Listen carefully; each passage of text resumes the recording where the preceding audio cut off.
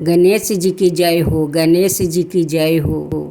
धूर्मर्च और उनके दोनों पुत्र के मरते ही धूर्मर्च की पत्नी जिह्वा ने विनायक से बदला लेने की प्रतिज्ञा कर डाली। वो दिन रात प्रतिशोध की ज्वाला में जलने लगी और आने काने का ऐसा अवसर खोजती रहती कि कब और कैसे वो अपने पति और दोनों पुत्र की मौत का हिसाब विनायक से चुका सके। नरातक उस समय राज सिंहासन पर बैठा था, अपने असुर मंत्रियों से सलाह कर रहा था। जैसे ही शर्मा वहाँ पहुँची, उसने अपनी चाची का अभिवंदन किया और कहा, आओ चाची, मुझे अफसोस है कि चाचा दुर्मच और जघन और मनु को असमय ही काल ने हमारे हाथों से छीन लिया है। नरातक की बात सुनकर शर्मा बोली, तुम्हें इनकी मौत का कितना अफसोस है? यह तो चाची जिह्वा की बात सुनकर नरातक का शक पक्का हो गया। चाची का ऐसा विकट रूप उसने पहले कभी नहीं देखा था। वो बोला, मैं अभी अभी मंत्रियों के साथ विनायक को खत्म करने के मसल पर ही सोच रहा था। मैं तुम्हें यकीन दिलाता हूँ कि मैं शीघ्र ही उस विनायक का नाम के बालक का खत्म कर दूंगा। मुझे तुम्हारी ताकत पर भरोसा नहीं रहा। अपने पति, अपने दोनों जवान पुत्र की मृत्यु का प्रतिशोध अब मैं सवाए लेना चाहती हूँ। मैं आज ही काशी रवाना हो रही हूँ। मेरे पति और पुत्र का हत्यारा आजकल वही है। जिह्वा बोली। यह कहकर जिह्वा उसी समय काशी रवाना हो गई।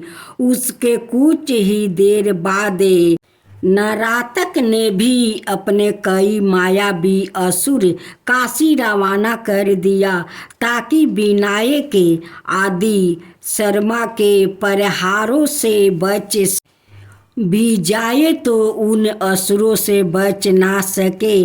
काशी पहुंचकर जिह्वा ने अपना रूप बदल लिया। वो एक सुंदर देवकन्या जैसी बन गई और विनायक के सम्मुख जाकर बड़े मधुर स्वर में उससे बोली, तुम्हारे माता पिता धन्य है विनायक, जो उन्हें तुम जैसा शूरवीर पुत्र प्राप्त हुआ है। तुमने कितने ही राक्षसों का संहार किया है। तुम थक गए होगे, इसलिए मैं तुम्हारे लिए यह शर्म निवारक सुगंधित तेल लेकर आई हूँ। विनायक बोले, क्या सचमुच इस तेल से शर्म मिट जाता है? छद्म रूपधारी शर्मा बोली, हाँ हाँ, तभी तो मैं विशेष रूप से इसे तुम्हारे लिए लेकर आई हूँ। लाओ, मैं अपने हाथों से इसे तुम्हारे शरीर पर मल दूँ। यह कहकर जिह्वा ने विनायक के शरीर में तेल मलना शुरू कर दिया। कुछ ही क्षण बीते होंगे कि उनके शरीर में भयानक जलन होने लगी। जलन से विनायक छटपटाने लगे। तभी शर्मा अपने असली रूप में आ गई और ठहाका मार कर हंसने लगी। हाँ हाँ हाँ हाँ, यह तेल नहीं, तेरी मौत है। मैं जिह्वा हूँ, धूर्मार्च की पत्नी। मेरे पति और पुत्र का तूने वध किया था ना, मैं उसी का बदला लेने आई हूँ। इस विष युक्त तेल के प्रभाव से अब तू भी ज्यादा देर तक जीवित नहीं रहेगा। विनायक तुरंत समझ गया कि उन्हें मारने का षड्यंत्र किया गया है। वो तुरंत उठे और पास से पारा एक नारियल उठाकर शर्मा के सिर पर इतनी जोर से मारा कि उसका सिर फाट गया और वो धड़ाम से जमीन पर जा गिरी और जमीन पर गिरते ही उसका प्राण पखेरु उड़ गया। दूसरे दिन काशीराज की सभा में एक ज्योतिषी पहुंचा। विनायक उस समय काशी नरेश के पास बैठे उनसे मंत्राना कर रहे थे। काशीराज ने ज्योतिषी का स्वागत सत्कार किया। उन्होंने आसन पर बैठने का संकेत करते हुए बोले, कहिए ज्योतिषी जी, कहाँ से आगमन हुआ है? क्या शुभ नाम है? श्रीमान का वो ज्योतिषी जो वास्तव में नारातक का एक असुर गुप्तचार था, बोला, महाराज, मैं सीधा गंधर्व लोक से आ रहा हूँ। मेरा नाम हेम ज्योति बिरद है। मैं भूत भविष्य और वर्तमान की सारी बातें बता सकता हूँ। यह तो बड़ी प्रसन्नता की बात है। जरा विनायक जी के बारे में कुछ बताइए। काशी नरेश बोले। छद्म भेषधारी ज्योतिषी ने विनायक का हाथ देखने का ढंग किया और बोला, राजन, यह लड़का आपके राज्य के लिए बहुत दुर्भाग्यशाली है। आपने देख ही लिया है, जब से यह आपका यहाँ काशी में आया है, नित नए उपद्रव हो रहा है। काशी नरेश ने संकीर्त दृष्टि से ज्योतिषी की ओर देखकर कहा, तुम्हारा अंदाज गलत है। ज्योतिषी महाराज, विनायक की वजह से तो आज काशी का राज्य राक्षसों से काफी कुछ मुक्त हो गया है। विनायक ने यही अनेक राक्षसों का संहार किया है। ज्योतिषी बोला, आपका सोचना गलत है महाराज। अब यह बालक आपका भी संहार कर काशी का सिंहासन कब्जने वाला है। लेकिन आप चाहे तो मैं आपको इस विविधा से मुक्ति दिला सकता हूँ। विनायक मुस्कुराते हुए सारी बातें सुन रहे थे। वो मुंह से एक शब्द भी नहीं बोला। काशीराज ने आगे ज्योतिषी से पूछा, क्या ऐसा संभव है ज्योतिषी जी? क्या वास्तव में विनायक इस अनुष्टकारी ग्रह से मुक्त हो सकता है? ज्योतिषी बोला, बिल्कुल हो सकता है महाराज। इसके लिए मुझे सिर्फ एक अनुष्ठान करना पड़ेगा, जिसमें सिर्फ मैं और विनायक ही होंगे, तीसरा कोई नहीं होगा। काशी नरेश ने एक एकांत जगह पर अनुष्ठान का इंतजाम करवा दिया। विनायक खुशी खुशी ज्योतिषी के साथ चले गए, क्योंकि वो छद्म भेषधारी ज्योतिषी की असलियत समझ चुके थे। जैसे ही ज्योतिषी विनायक को लेकर एकांत में पहुंचा, वहां अपने वास्तविक रूप में आ गया और उसने विनायक को अपनी पकड़ में लेना चाहा। एकाएक विनायक का चेहरा कठोर हो गया।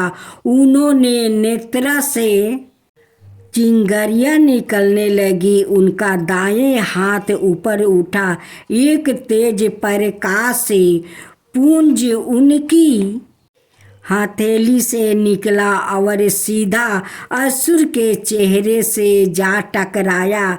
देखते ही देखते असुर का शरीर जलती मशाल बन गया और कुछ ही क्षणों में वो राख के ढेर में परिवर्तित हो गया। वापस लौट कर विनायक ने सारी बातें काशी नरेश को बताया तो उन्हें बहुत तजब हुआ और तजब के साथ बहुत दुखी भी हुआ। दुख इस बात का कि बहिरूपी असुर की बातों में आकर उन्होंने विनायक को उसके साथ भेज दिया था। उन्होंने विनायक से क्षमा मांगते हुए कहा, मुझे क्षमा कर दो विनायक, मैं असमर्थ में अंधा हो गया था। मैंने बहिरूपी ज्योतिषी की बातों में आकर व्यर्थ ही तुम्हें उसके साथ भेज दिया था। इधर जब नरातक को शर्मा के वध और उसके अनुचारों का समाप किया जाने की खबर मिली तो वह क्रोध हो उठा।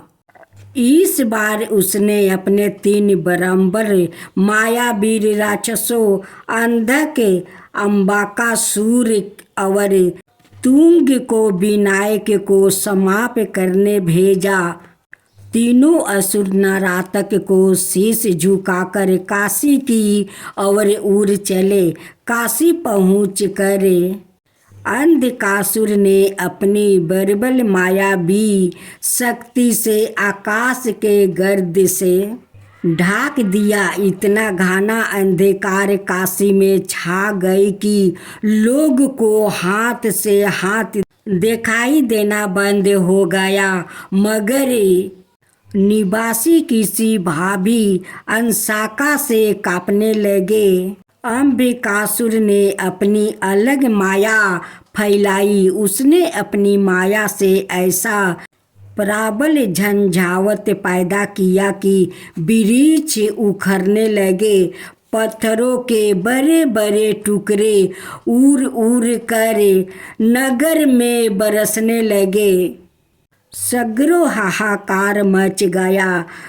तुंग ने अपनी माया से इतनी तीव्र वर्षा आरंभ कर दिया कि नगर में पानी ही पानी दिखाई देने लगा। नगर निवासियों गलियों में बहते पानी में डूबने लगे। काशी नरेश घबरा गया। वो विनायक से बोले, विनायक, अब तुम ही इस विपदा से मुक्ति दिला सकते हो। पहले भी अनेक बार तुम्हें ने इस असुरी माया से नगर वासियों की रक्षा की है। इस बार भी तुम ही इनकी रक्षा करो। विनायक काशी नरेश के साथ महल की छत पर पहुँचे। उन्होंने चारों ओर दृष्टि दौड़ाई। चतुर्दिग महाविनाश का दृष्टि उपस्थित हो गया था। फिर उन्होंने आकाश की ओर दृष्टि फैलाई और अपनी योग माया से तीनों असुरों को पहचान लिया। विनायक ने उसी क्षण योग माया के बल से अपना रूप परिवर्तित किया। वो एक बहुत बड़े पंछी के रूप में अवतरित हुआ। एकाएक पंछी उड़ा। उसके पंखों से समस्त मायावी बादल पल भर में उड़ गया। पंछी नीचे आ बैठा और जितना भी पानी नीचे बह रहा था सूखना आरंभ हो गया। विशाल पंछी एक बार फिर उड़ा और तीनों असुरों को अपनी लपेट में लेता हुआ दूर तक उड़ता चला गया। एक को उसने चोंच में दबा लिया, जबकि दूसरे दोनों को अपने पंजों में एकाएक पंछी ने उन्हें आजाद कर दिया। तीनों दैत्य तेजी से नीचे जमीन पर गिरे और उनके जिस्म के टुकड़े टुकड़े हो गया। असुरों के मरते ही असुरी माया अपने आप समाप्त हो गई। विनायक ने पुनः अपना भेष बदला और राजमहल में चल आया। नगर का जन जीवन एक बार फिर समनाए हो गया। नरातक इस समय अपने दरबार में बैठा नाच गाने में मस्त था। जब उसके दो असुर गुप्तचार उसके पास सूचना लेकर पहुँचे, स्वामी सर्वनाश हो गया। विनायक ने हमारे तीनों मायावी सेना नायक का मार डाले। यह सुनकर नरातक ने दल बल के साथ काशी की ओर प्रस्थान कर दिया और काशी नगरी को घेर लिया।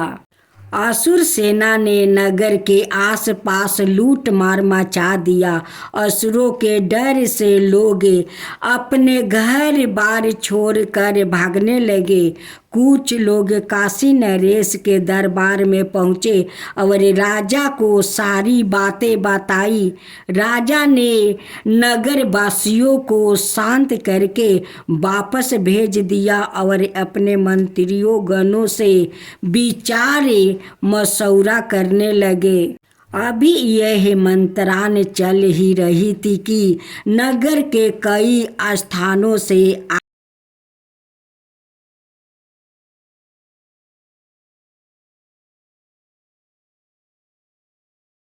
आग की ऊंची ऊंची लपेट दिखाई देने लगी।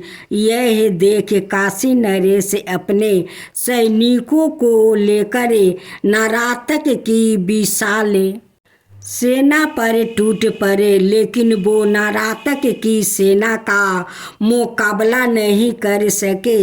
उनके अनेक सैनिकों मर गया। अंत में नरातक ने उन्हें बंदी बना लिया। अपने पति के बंदी होने के कारण समाचार सुनकर रानी अम्बापति बहुत दुखी हुई।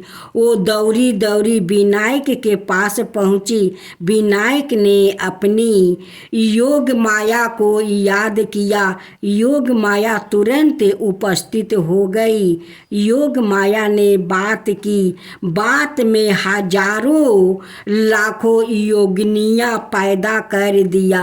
विकराल लाल लाल नेत्रों वाले लंबे लंबे नखुनों वाली योगिनियां नरातक की असुर सेना पर टूट पड़ी और उन्हें पकड़ पकड़ कर जीवित ही उनका भक्षण करने लगी। सवाए विनायक ने एक विशाल मुख काल पुरुष का रूप धारण किया और नरातक से जा भेरे।